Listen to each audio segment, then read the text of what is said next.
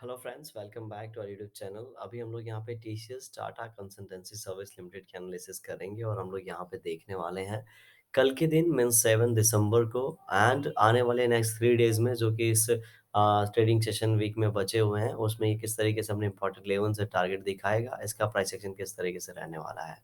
तो फिलहाल अगर अभी हम लोग इसको देखेंगे तो ये एक बहुत ही अच्छा स्ट्रॉन्ग चैनल पैटर्न था वीकली टाइम फ्रेम पे, जिसको इसने यहाँ पे ब्रेक किया है। ब्रेक करने के बाद अभी यहाँ पे पिछले 4-5 वीक से बहुत ज़्यादा मोमेंटम तो नहीं किया है, लेकिन ये ग्रीन कैंडल बना के यहाँ से यहाँ तक गया है।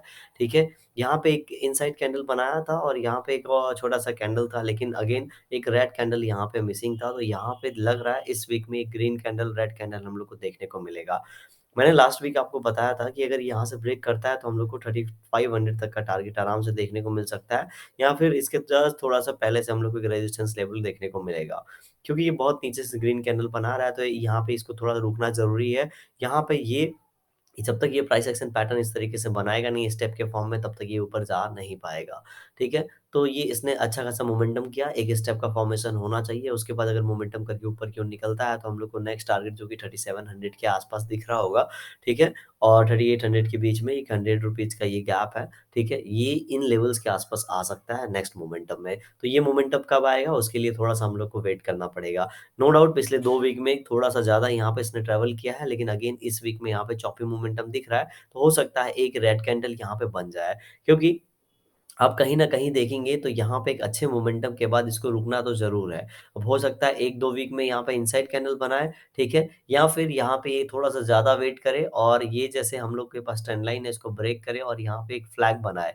फ्लैग बनाने के बाद हो सकता है वीकली टाइम फ्रेम पे फ्लैग ना दिखे, डेली टाइम फ्रेम पे दिखे, लेकिन अभी हम लोग चेक करेंगे डेली टाइम फ्रेम पे।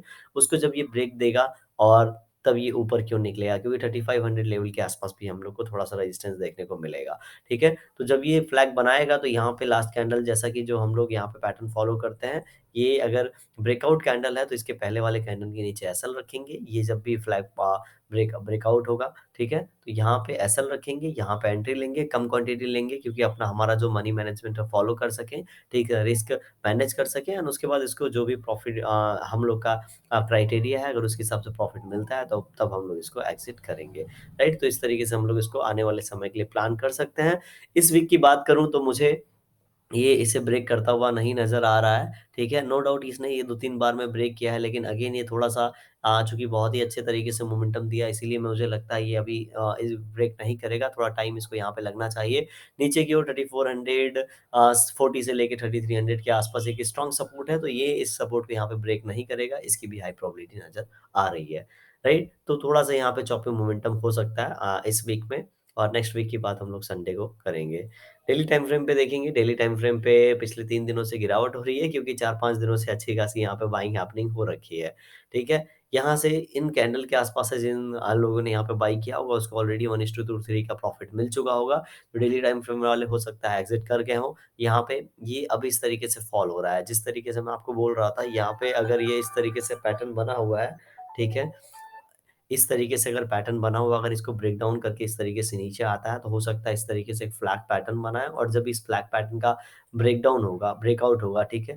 जब इस फ्लैग पैटर्न का ब्रेकआउट होगा, तो इसका असर लगाएँगे, एंट्री यहाँ पे लेंगे ताकि पहला टारगेट ये और उसके बाद के ऊपर के टारगेट हम लोग यहाँ पे देख सकें। समझ रहे हैं? तो इस तरीके से इसका प्राइस एक्शन देखने को मिल सकता है।